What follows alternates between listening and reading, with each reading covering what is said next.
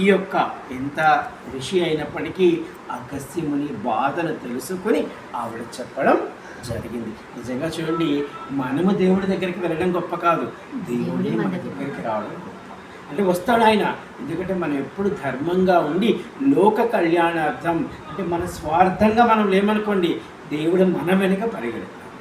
సాక్షాత్తు భగవద్గీతలో కృష్ణ పరమాత్ముడు చెప్తాడు చాలా చాలా సన్నివేశాలు, ఎవరు ధర్మాన్ని పట్టుకొని ఉంటాడో వాడి పాదాలకు ప్రతిరోజు ఈశ్వరుడు అభిషేకం చేస్తాడు.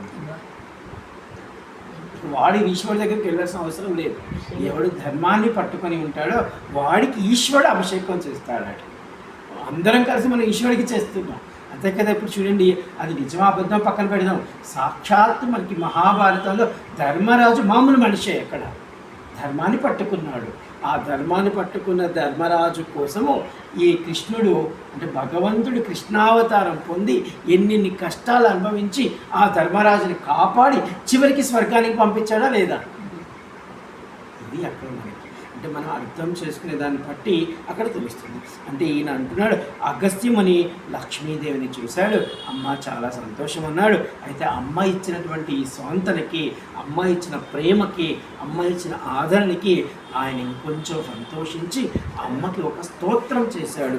అదే అగస్త్యకృత లక్ష్మీ స్తోత్రము. అది మనకి కాశీఖండము 5వ అధ్యాయంలో ఉంది, 8 శ్లోకాలతో ఉంటుంది. అది ఈ స్తోత్రమును భక్తితో ఎవరైతే కానీ పఠించినట్లయితే వారికి సంతానము అభివృద్ధి చెందుతుందంట. అలాగే వారికి అన్ని సంతాపములు, అంటే అన్ని బాధలు, అన్ని దిగులు, అన్ని కష్టాలు అన్నీ పోతాయి. ఎందుకంటే ఇప్పుడు ఈయన కూడా పోతుంది. ఈయన నిన్నే మనం చెప్పుకున్న కాశీని వదిలిపోతున్నప్పుడు ఎన్నో బాధలు పడ్డాడు. వాళ్ళని అడిగాడు, భైరవుని అడిగాడు, నవదుర్గల్ని అడిగాడు, గౌరీని అడిగాడు, అందరిని అడిగాడు. ఇప్పుడు అయిన అమ్మవారికి చేసిన తర్వాత ఈయనకి ఆ కాశీని వదిలిన భావన, అంటే ఆ బాధ తగ్గుతుంది. అన్ని దారిద్ర్యములు పోయి ప్రియ వియోగము కలుగుతుంది. అంటే మనకి మంచి వారితో స్నేహం కలుగుతుంది. ఎందుకంటే మనకి ఒక్కొక్కసారి ఎంత పెద్ద కష్టాలన్నా వండినండి, మనకి చక్కటి భార్య ఉండి, చక్కటి పిల్లలుండి, చక్కటి ఇరుగు పొరుగు వాళ్ళని అనుకోండి, అవి ఏం లేదండి 5 నిమిషాలు అయిపోతే మీరు భయపడకండి అంటారు. మంచి భార్య, ఒక భర్తకి ఎంత పెద్ద కష్టం వచ్చినా ఒక భార్య ఉందనుకోండి ఇంకేం ఉండదు. అదేదో సినిమా ఒకటి చూశాను నేను, కృష్ణ శోభన బాబు ఉంటాడు, సుహాసిని ఉంటుంది, ఏదో ఆస్తంతా పోగొట్టుకుంటాడు ఆ సినిమాలో శోభన బాబు. కానీ భార్య చెప్తాడు, నువ్వు ఎప్పటికీ మహారాజువే నాకు అంటుంది. నువ్వు ఆస్తి ఉన్నప్పుడు కాదు, ఆస్తి ఎంత పోయినప్పటికీ కూడా నా భర్త నీవు నాకు మహారాజువే. పాట కూడా పాడుతుంది మహారాజువే అని. అంటే అట్లా ఉండాలి. అంతే, ఉన్నప్పుడు కాదు, లేనప్పుడు కూడా, లేనప్పుడు ఇంకా ఎక్కువ చూపించాలి. ఇది అమ్మవారు చేస్తున్నమాట. ఇక్కడ ఆ యొక్క స్తోత్రాన్ని మనము చదివినట్లయితే మనకు కలిగే చెప్తాను, సర్వత్ర విజయము. మనం ఏది చేయబోయినా విజయమే. కీర్తి, మనకి విజయంతో పాటు అయ్యో పలానా వాడు ఈ పని చేశాడు అని 10 మంది చెప్పుకుంటారు. మనం గెలవడం ఒక ఎత్తు, 10 మంది మన గురించి చెప్పుకోవడం మరి ఒక ఎత్తు. అలాగే వంశాభివృద్ధి, అలాగే యశస్సు, ఇవన్నీ కూడా ఈశ్వరుడి దయ వల్ల వస్తాయన్నమాట. ఈ స్తోత్రాన్ని మనం భావము, అంటే 8 శ్లోకాలు ఉన్నాయి కదా, ఆ 8 సంస్కృత శ్లోకాలలో ఉన్న భావాన్ని మీకు చెప్పే ప్రయత్నం చేస్తాను.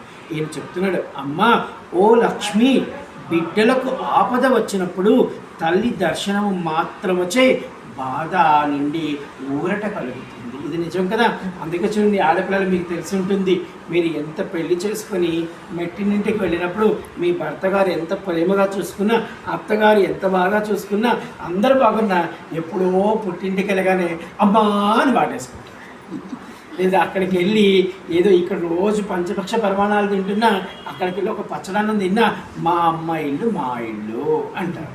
ఇక్కడ ఈ అగస్త్యముని కూడా అలా భావన పొందుతున్నాడు. ఆయన ఆడపిల్ల కానప్పటికీ ఆయన అంటున్నాడు, అమ్మా లక్ష్మి, బిడ్డలకు ఆపద వచ్చినప్పుడు తల్లి దర్శనము మాత్రమునచే ఊరట కలుగుతుంది. నాకు ఇప్పుడు పెద్ద బాధ వచ్చింది, కాశీ అనేటువంటి ఒక మహాశ్మశానం, కాశీ అనేటువంటి ఒక ముక్తి సాగరమును, కాశీ అనేటువంటి విశ్వనాథుని యొక్క సామీప్యమును వదిలి వచ్చానమ్మా. అది ఎవరు చేయరు, నేను చేసి వచ్చాను లోక కళ్యాణార్థం. నా మనసులో బాధ ఉంది, ఇది ఇటు లోక కళ్యాణం, ఇటు నాకు కావాల్సినది ఇది అని ఆ బాధని నిన్ను చూశాను కదమ్మా, నిన్ను చూశాక కొంచెం ఊరట కలిగింది అని చెప్తున్నాడు. భావం పొందినటువంటి అగస్త్యముని, ఓ పద్మ సదృశ విశాల నేత్రి, అమ్మ నీ కళ్ళు ఎంత, ఎందుకంటే అమ్మ కదా, అమ్మ చూడండి బిడ్డని తనిగారా చూస్తుంది. అరే నాయన ఏరా ఇంత సన్నగా అయిపోయావు, ఇంత ఉన్నావు, నాకు కూడా మా ఇంటికి వెళ్ళగానే మా అమ్మ ఒక అరగంట ఉన్నాననుకోండి, కాఫీ తాగుతావు, అది తింటావు, ఇది తింటావు, ఏమో తలగానప్పుడు పెట్టించేస్తుంది. అంటే అమ్మ ప్రేమ అలాంటిది. ఒక్కసారిగా 2-3 నెలలు ఏవేవి వీడు తింటాడు అవన్నీ పెట్టేయాలి ఒక్కసారి. అలాగే శ్రీ విష్ణు హృదయ కమలవాసి, విష్ణువు యొక్క హృదయంలో కమలం వలె విరాజిల్లుతూ ఉండేవాళ్ళానికమ్మ. సమస్త జగములకు జగజ్జనవి. ఇప్పుడు చూడండి, కలియుగంలో లక్ష్మి లేకపోతే ఎవరికి గౌరవం లేదు.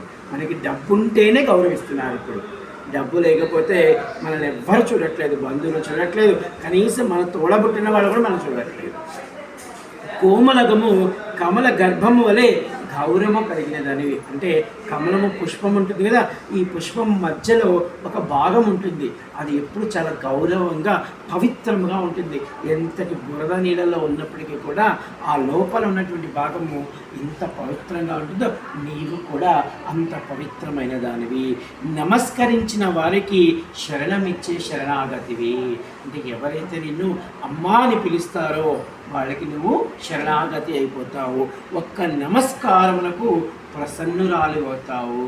అంటే నీకు ఒక్క నమస్కారం పెడితే నిజంగా అమ్మ భగవంతుని మనం 100 నమస్కారాలు పెట్టనక్కర్లేదు, ఒక్క నమస్కారం భక్తితో ఆర్తితో పెట్టాలి, అయితే ఆ స్థాయికి మనం వెళ్ళాలి. ఇది అన్నమాట. ఓ మన్మథ జనని, అంటే మన్మధుడికి అమ్మ లాంటి దానివి నువ్వు. ఇంద్రుడి గృహంలో నీవే శ్రీనిధి. అంటే ఇంద్రుడి దగ్గర అన్ని అష్టైశ్వర్యాల భోగం. అంటే మనం చెప్పుకున్నాం, ఏ రాక్షసుడికైనా వరం వచ్చిందంటే ముందు ఇంద్రుడి